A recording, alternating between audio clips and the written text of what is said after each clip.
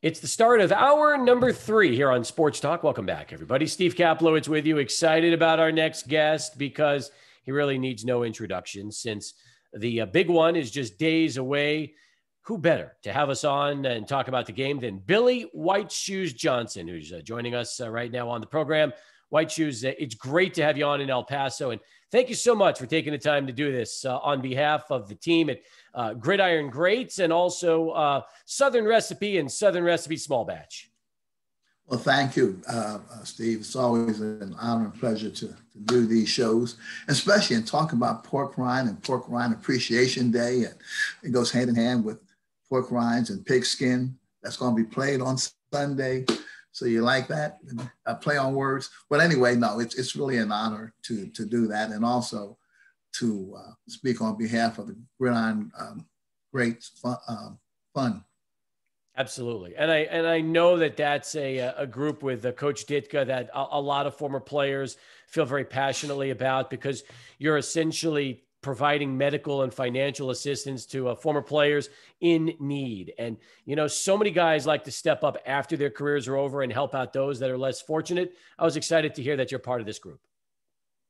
Well, thank you. I was fortunate. I mean, it was a no-brainer. When you see what they do and you see the brand that they put out as far as the pork rinds are concerned, probably one of the better ones on in the market, it was a no-brainer for me to link forces, to link up with them and join forces. Absolutely. And I want to talk about the Pork Rind Day that's going to be coming up with Southern Recipe and Southern Recipe Small Batch in a little bit. So we'll get a chance to do that with you. I'm curious, when you look at the matchup between Tampa and Kansas City, is this what you would have expected back in September before the season was starting? Well, I expected Kansas City. And the way Tampa got off to a rocky start, I didn't know. I wanted them to do well, and I thought maybe they could probably reach the playoffs. Going to the Super Bowl was kind of a stretch, but I'm telling you, the way they've been playing here lately with their offense and with their defense, man, Bowles Todd had done a great job with that defense, and I'm telling you, they're going to be. It's not going to be a cakewalk, not by any stretch of the imagination.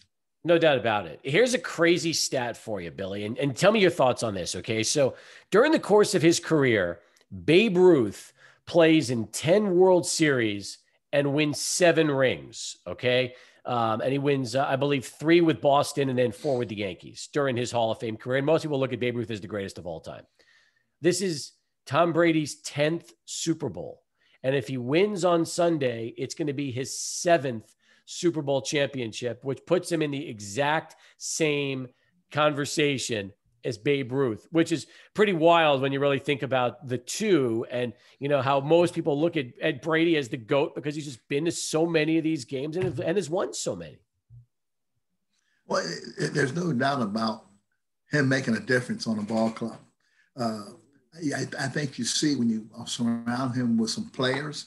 I'm not saying they have to be great players, but players who are consistent in what they do and how they get the job done. Oh, he's going to take them to another level. Look when he was back with the Patriots.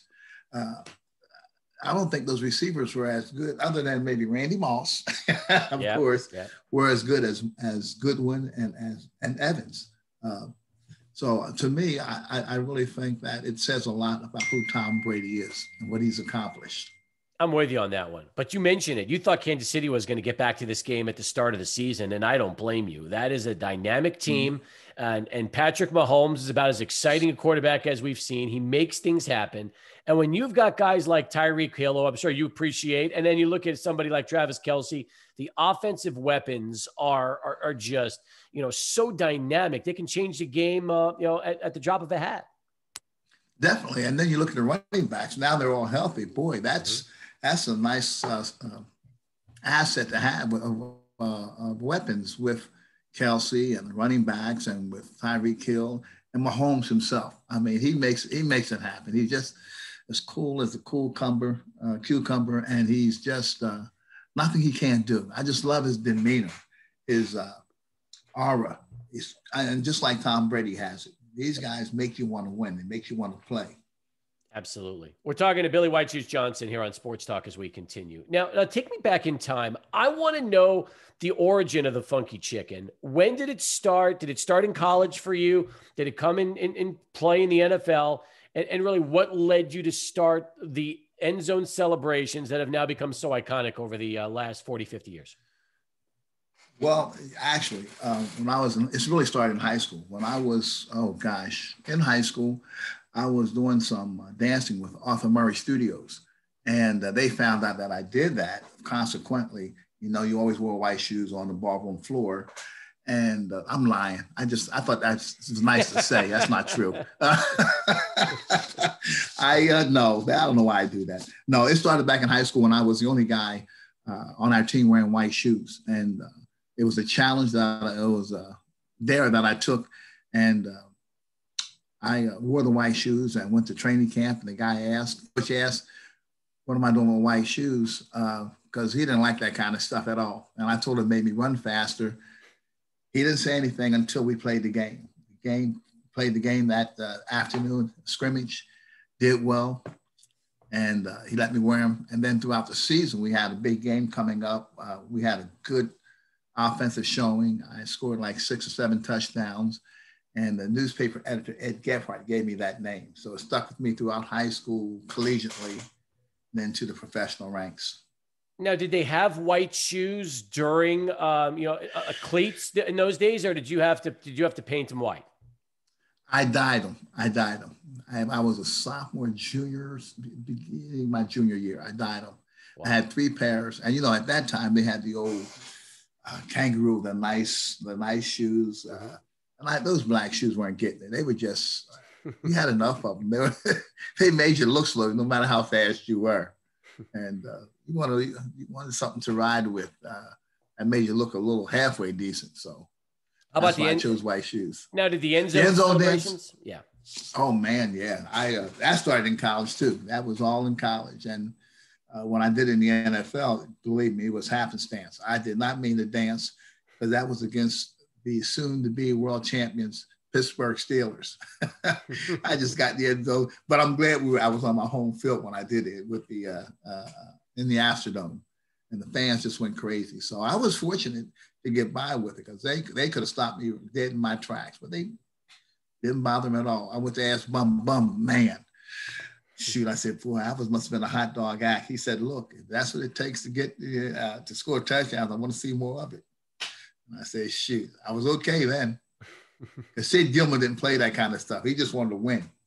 He could care less. So, and I was at the right place at the right time in my career. Midway through your time in Houston, you play with Earl Campbell. How do you compare Earl to some of the all-time great backs that you were either played against or have watched in all these recent years? Man, Earl is probably still in my top 3. Top 4 at the most. I mean, people didn't think he could catch the ball, but he could. And he did a good job coming out the backfield, flare sometimes. He could block, run. Oh, now that's what you want to see. He just defied any one man taking him down to the ground. And you look at Jim Brown, you look at Lenny Moore and guys like that. And he had the size and he could run. He was just one of those backs that you knew he was special. The way he moved the pile, the way he ran the ball and straight on people, like Derrick Henry did, who was that cornerback? Straight on, but we see it all the time to the opposing defensive backs, Yeah. But he was a real special running back. But at the same time, I look at the physical toll that took on him and his body, and seeing, years later where Earl Campbell's in his 40s or 50s and he's having a hard time walking just because of how tough he played the game and how tough he ran. I think that's a reminder as we kind of get back into the gridiron greats of just, what this sport can do physically to you and your body, especially if you play the game like Earl. Well, yeah. And Earl was fortunate enough to know that there's life after football. So he started doing different things. But imagine the ball players who come out the game and don't have a base that he can turn to. And, they're going to face those dire needs with medical assistance, transportation. And that's what Mike Dick is gridiron great the Gridiron Greats Assistance Fund does. It really helps these guys in times of need. And to me, with Southern Recipe teaming up with Mike and helping in this, it's a well-needed charitable fund to help guys who really made the game what it is today, and yet they still need a little bit of help. Now, you look at the help that they're going to get from Southern Recipe and Southern Recipe Small Batch. They're going to donate $15,000 to support Gridiron Greats. And not only that, there's going to be a lucky fan, White Shoes, with a chance to win $5,000 and a year's supply of pork rinds by playing the Great Wonder Year sweepstakes at porkrinds.com. So I like the idea, especially in El Paso, because, you know, pork rinds are big here, as you might imagine. But we've got what they call chicharrones. And chicharrones are pork rinds also. Same thing, except they'll put the hot sauce on there and kind of spice it up a little bit, which I'm sure you can do with Small Batch just as easily as with everything else in Southern Recipe. But, hey, that's what it's all about. And somebody's going to have a chance to win big, which I like. I like it when people have a chance to win $5,000 and a year's supply of pork rinds.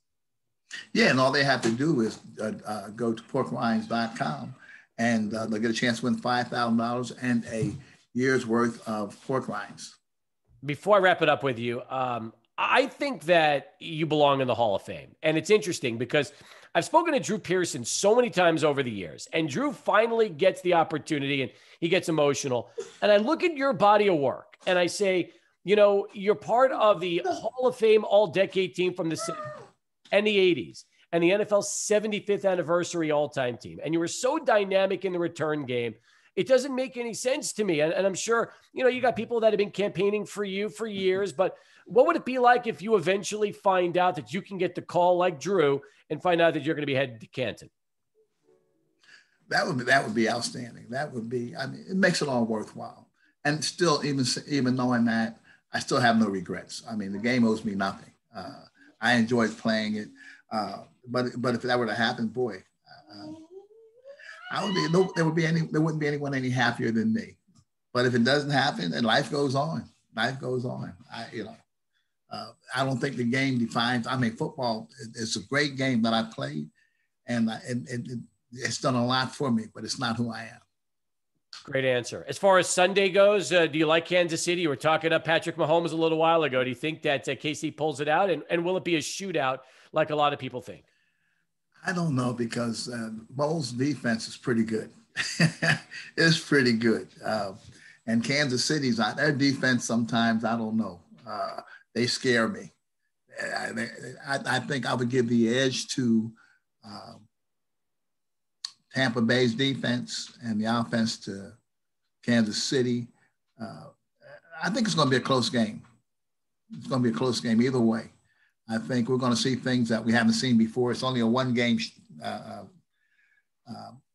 they have to worry about this year, the end of the season. So I think you're going to see some things that are going to amaze a lot of people. But I'm still going to go with Kansas City. Nice answer. I love it. White Shoes, great to have you on the show today, and let's get a chance and do it again with you down the road. Thank you so much, and thanks for having me. From Billy White Shoes Johnson over to Charlie One. He's standing by with his traffic update. Charlie, how are we doing?